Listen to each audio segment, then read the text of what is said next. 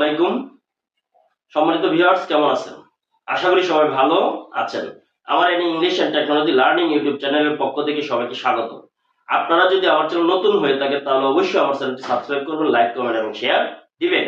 আজকে আপনাদেরকে একটি ম্যাজিক দেখাবো, সেটি হচ্ছে বাংলায় লেখলে ইংলিশ হয়ে যাবে। অর্থাৎ আমরা যখন পরীক্ষায় প্যারাগ্রাফ, লেটার, রিপ্লিকেশন পরীক্ষার জন্য শিখি, ইমেল শিখি, কম্পোজিশন শিখি, তখন আমরা মুখস্থ শিখি। এখন থেকে আর আপনাদেরকে মুখস্থ শিখতে হবে না। আপনারা কি করবেন?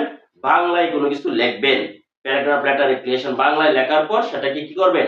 আপনি নিজেই ইংলিশে ট্রান্সলেট করে নেবেন। তখন আপনার সেটা প্যারাগ্রাফ, লেটার, রিপ্লিকেশন সবই হয়ে যাবে। এবং যেটা হবে সেটা আপনি কপি করে প্রিন্ট আকারে ব্যবহার করতে পারবেন। আর ইংলিশ নিয়ে আপনাকে টেনশন করতে হবে না। তাহলে চলেন দেখে নিই কিভাবে বাংলায় বললে ইংলিশ হবে।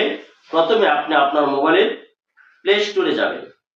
প্লে স্টোরে গিয়ে সার্চ বারে আপনি লিখবেন গুগল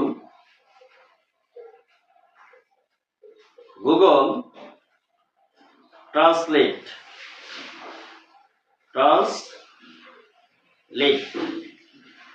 আপনি কি লিখবেন? আপনার প্লে স্টোরে গুগল ট্রান্সলেট লিখবেন। লেখার পরে দেখেন, এখানে দেখেন Google translate, Google LLC 16 MB। এই সফটওয়্যারটি আপনি কি করবেন? ইনস্টল দিবেন। ইনস্টল হতে হয়তো একটু সময় লাগবে, আপনাকে অপেক্ষা করতে হবে। গুগল ট্রান্সলেট সফটওয়্যারটি ইনস্টল হয়ে গিয়েছে। এবার আমি কি করব? গুগল ট্রান্সলেট সফটওয়্যারটি ওপেন করব। ওপেন করার পর এখানে দেখেন এন্টার টেক্সট। সেই এন্টার টেক্সটে আপনি যখন এখানে দেখবেন, তবে একটা কথা মনে রাখবেন, আপনার মোবাইলে অবশ্যই রিডমি কিবোর্ড চালু রাখতে হবে। এখন আপনি রিডমি কিবোর্ড, আবার অনেকে রিডমি কিবোর্ড ঠিক আছে, কিন্তু আপনার কাছে হয়তো বা পারমিশন চাইতে পারে। যদি পারমিশন চায় তাহলে আপনি সেই পারমিশনটা দিয়ে দিবেন। এবার লক্ষ্য করেন নিচের দিকে দেখেন ইংলিশ, স্প্যানিশ। আমি কি লিখবো? Bangla to English. তাহলে আমি ইংলিশটাকে কি করব? বাংলা করে নেব। একটু নিচের দিকে যাবেন, এভাবে নিচের দিকে যাবেন। দেখেন এখানে বাংলা বলতে বাঙালি আছে। আমি কি সেই বাঙালি কি করব? বেঙ্গলি সিলেক্ট করব। এরপরে দেখেন স্প্যানিশ। সেই স্প্যানিশে আপনি কি করবেন? ক্লিক দিবেন। দেওয়ার পরে এভাবে নিচে যাবেন।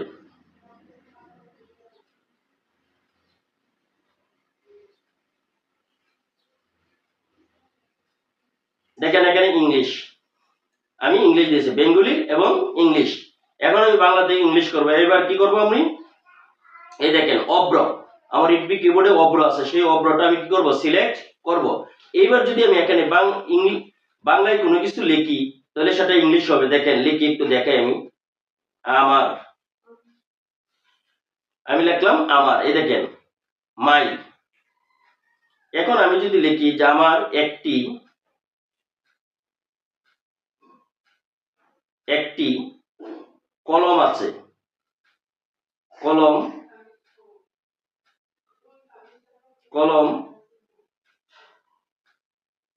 আছে।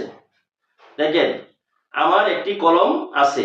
এবার দেখেন আমি কি করব? মুখে যা বলবো বাংলা সবই কি হয়ে যাবে? ইংলিশ হয়ে যাবে। দেখেন আমি বলছি, বাংলাদেশ একটি ছোট দেশ। বাংলাদেশ 1971 সালে স্বাধীন হয়েছিল। বাংলাদেশে 86,000 গ্রাম আছে। বাংলাদেশের বেশিরভাগ মানুষ কৃষক। দেখেন এই যে আমি বলেছি বাংলাদেশ একটি ছোট দেশ, বাংলাদেশ 1971 সালে স্বাধীন হয়েছিল, বাংলাদেশে 86,000 গ্রাম আছে, বাংলাদেশের বেশিরভাগ মানুষ কৃষক। দেখেন Bangladesh is a small country, Bangladesh became independent in 1971. Bangladesh has 86,000 villages. Most of the people in Bangladesh are farmers. এখন আপনি এটাকে কি করতে পারবেন? কপি করতে পারবেন। তাহলে আমি এখানে ধরবো, ধরে এটা কপি করে নেব। এভাবে ড্র্যাগ করে নেবেন। এবার দেখেন এই যে কপি। এবার আমি ব্যাকে চলে যাই, গিয়ে আমি ইমো, হোয়াটসঅ্যাপ, মেসেঞ্জার যে কোনো একটা কিছুতে কি করব? লিখবো। তাহলে আমি আমার ইমোতে চলে গেলাম, আমি একটা হোয়াটসঅ্যাপ একটা কিছু লিখবো। এই দেখেন এবার এখানে আমি গিয়ে কি করব? পেস্ট দেব।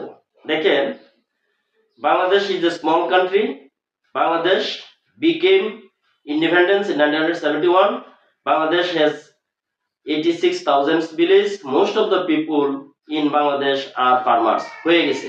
আপনি এইভাবে কি করতে পারবেন, আপনার মোবাইলে বাংলা বলে ইংলিশ করতে পারবেন এবং সেটাকে আপনি ব্যবহার করতে পারবেন। আশা করি সবাই বুঝতে পারছেন।